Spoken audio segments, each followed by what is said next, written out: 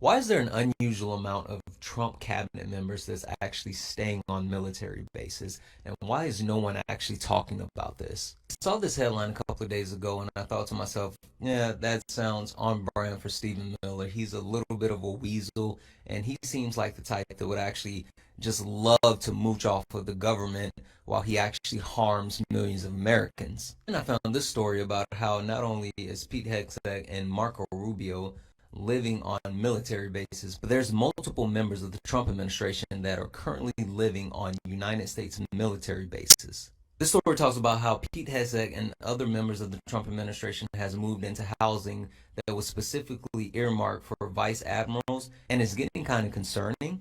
Notes how in the past, yes, there has been members of certain cabinets that have stayed on military bases, but everyone's saying there's an extremely high number of Trump cabinet members that are currently living on military bases. It highlights how it makes it harder for those admirals to now find housing because the houses that were earmarked for them are being taken by those members of the administration.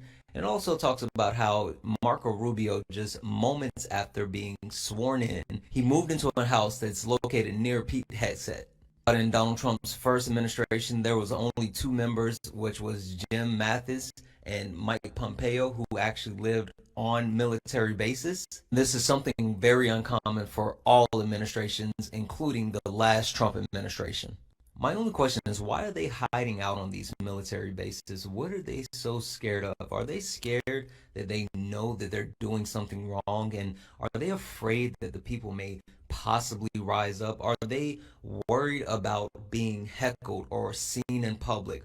What's the real reason? Because they like free shit, and they've decided that they want to actually get cheap housing and protection at the same time. Going back to what he just said, not just them being afraid, but we've seen what's been going on with people in power, people that you think that wouldn't ordinarily get touched, getting touched. So, yeah, they want the civilians to defend them, and they also want to stay somewhere for free. So, yeah, I wholeheartedly agree. Why are Trump officials moving into military bases? Why?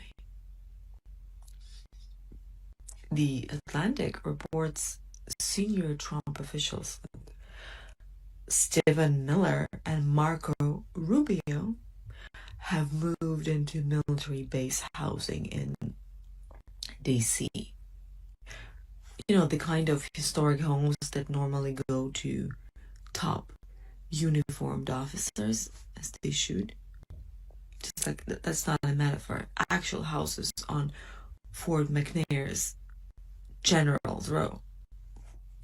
And DHS Secretary Christine Noem, remember her? She's been living rent-free in the Coast Guard Commandant's residence at Joint Base. Yeah, the Commandant's house, while the service scrambles to justify it. Even the Washington Post says insiders are not thrilled. And why would they be thrilled? Meanwhile, the Pentagon's running a barracks housing task force because troops are dealing with mold, broken plumbing, and shortages. So soldiers wait while political appointees get keys to the nicest places on bases. Also, remember the 136 or 7,000 in upgrades for Defense Secretary Pete Hegseth's official residence in Fort McNair. So the Army paid for it,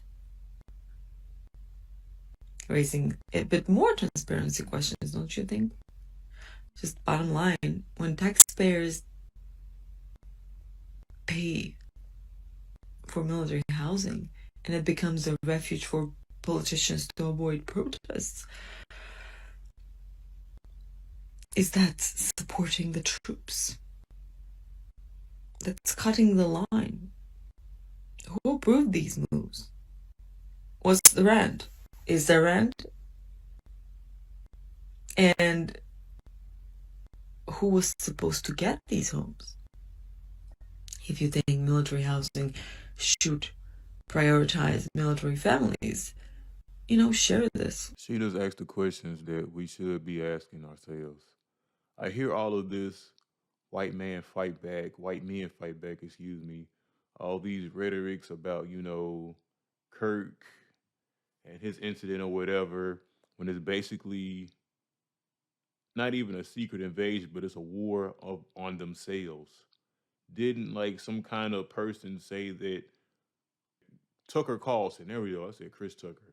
Tucker Carlson is no longer MAGA. So as we see the division within themselves popping off and no change really happening, just a whole lot of mean tweets, and then things get resolved within a couple hours. Like, where's the anger and the outrage on this? Where is the things have to get better, need to get better? Like, not now, but yesterday, like 5 weeks ago, a year ago. Like, we need to get some change done.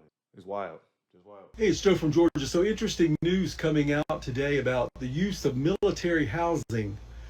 Well, senior military housing is usually pretty nice, folks. I mean, it is. I was in the military. They always had nice places to live. Well, guess who's taking up that housing? Well, it's a lot of the Trump administration officials, to include Marco Rubio, to include the Secretary of State, to include Stephen Miller, his right-hand man, and several other senior administration officials are living on military installations in military housing that is provided. Well, in one thing, it's knocking out people who could live in that housing, and I can tell you, military housing is sometimes tough to get when you're in the military. But the reason they're hiding on military installations is because they can't take the heat from people who are protesting against them. So you've got these cowards, these political appointees are hiding among military families on military bases.